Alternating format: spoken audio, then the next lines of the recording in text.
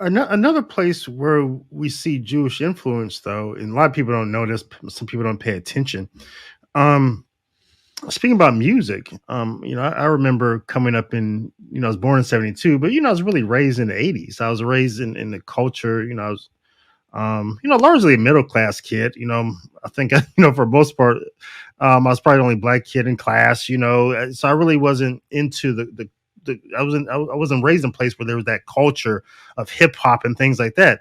But I had outlets, on the weekend, and I remember, kids breakdancing in the street, and I remember with cardboard, with beatbox, Yeah, big boom boxes, yeah. and I remember what hip hop was when it first started. It had a cultural message.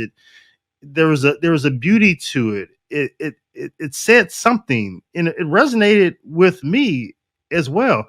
Then all of a sudden, it goes to, again, this death, this just this message of poverty, and it changed.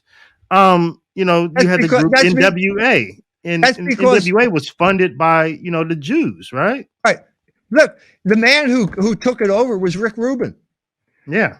a Jew. He was from New York. He went to NYU. He used to play it around, so he collaborated. It was like jazz. Jazz was basically the Jewish appropriation of basically black music, and then the commercialization of that music. Rick Rubin did exactly the same thing when he created rap music, and that was that's the end of music. It's so Yeah, it was violent. never the same. It was never the same.